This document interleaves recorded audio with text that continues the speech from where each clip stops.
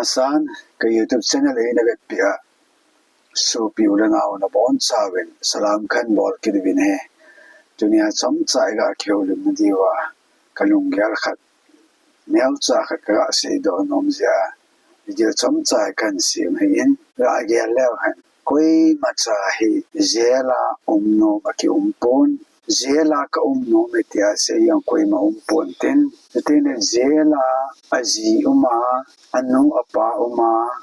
asupi ona zela omo hin ichangia lungya ha sanane bam ti hi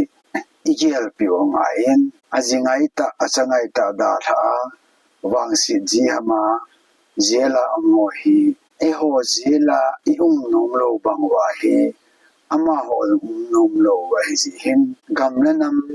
thudola ailwa le NIA kuna kuna ham security force wa kuna ham simat la kaya hen kol kaya omo hi mi pin igera kho lo akho dan chamcha kase do nomen 2023 apana ga homa panai to soya kiman ailwa le agel phalo lai ta kimana tunichan ya zela uma asopi o naw to kimuto talwa kivil to thei talwa gente ha sanato tampi om jong ihechi ovin zela he igela hele zela umpasa nga jong ain kute alowa nu apa asopi o naw azi acha ho lungel he mi pi hin het pi jablo wa hele zela ha sat lo hi khalo hon het lo mai tewin khahon wang ichangia ha ham alo ichangia no mo ham ti ki he hin ichan zela ha sat dan su ase ji bi heti yong ti the he adidia lamkai pipu alo wa adang da ho koi macha zel ki lut khan ti tia aina thejana ki lek nyan sti he nam pi dinga zela lu ing kati nam pi dinga zela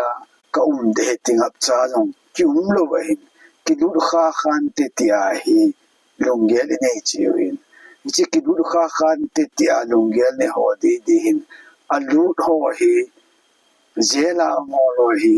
igera ho di hi thil pha pen hidam tin ka gelin to hin 2023 apana mi akimana zena thudang dang boina ji akimana alam lo ta akimana aza za tibul huma tuni changia supi ulanao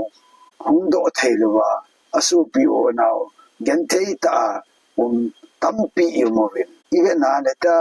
zela umo en kute hin butu yong ki pa ta ne diu kata san pon tele apa uma achate aji achaten num ta ki pa ta ne diu yong ta sanom pon aji uma ama ina num ta ki pa ta an ne dingi koima loi he ha sat da ne hi chi sia hi zela umo hi gel kho lo na tabang thu ho hi ka wa le ki za ji ai le anu mo ki sen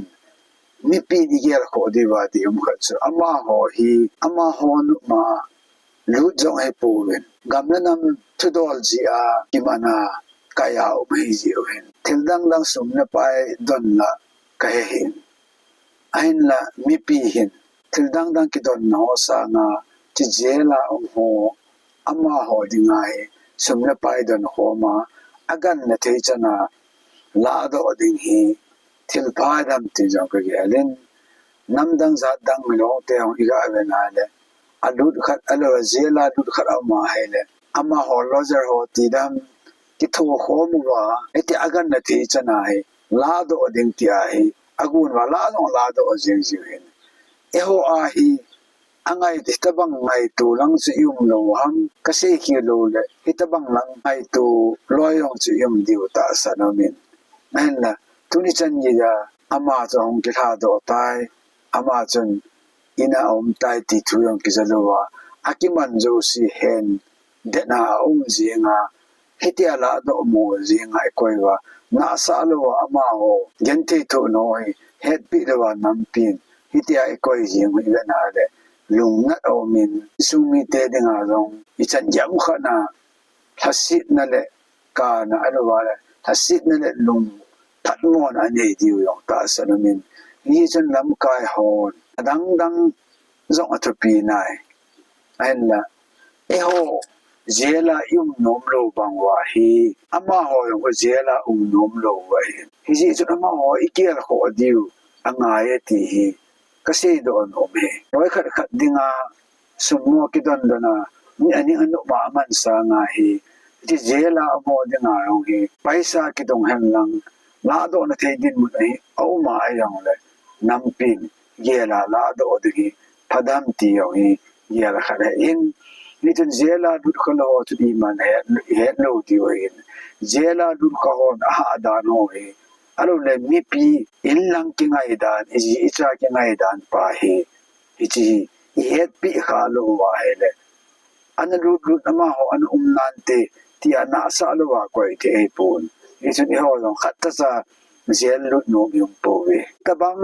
wa nga sa ma ho yum zel lut no ko ma lo zin so piu now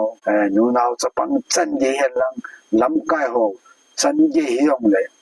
zela mo hi igel to piwa ama ho hi nasa tai boy pi lo wa le i chan ye ma khana hi khunung long le mi khasi na alwala isan yam kana insung mi kana tampi su te ya he igel kho di ham ti tunya kasi do nung pi pen se nang long lu nom lo ke yong kan lu nom lo ai ba amma ho he nam pi din gel na alwala galatul thuji akuna kiman tampi ho hin na sa lo wa ko te yo e pun ai ho yung nom lo bang wa ma ho nom lo ti het pi ti mo le lam kai hon za hi na pata za ito on thei diu din mo na amaji in ho nom ta ina fria yung wa ama ho nam pi ding te tao tin nam ki do na ko na lu na ho hi ko ki ho aza za e go wa pi thei chan e pi wa ama ho hi ila do wa in nei te ta lung mo nga aji acha to lung mo nga au khom thei na diu hi ho mo po na ji in mi pi ni cho a thang chip na le lung gel da chom nei da a tu lom ding om zong le ki pa ta tu diu ti yong he ya se do hin ten ai la gong ding he ala do ding a gong ding he ye lo wa ma lam kai hon sim na bin ten ama hon lo hitabang do la he paisa lu de he alo hiti de ti ho pate cha mi pi ko ma hoi ta se wa ichi jela go lam mai ten upa la maintain aji to kingai lai ta a lu za maintain ma ho hi igel ko wa ama ho la do na thei pa he lam kai ho chang lo mi pin dang igel ko wa i di yong ti tunya ti na chom cha kan nei wen ten sei ki le kingai na mate chan che tan te ki pe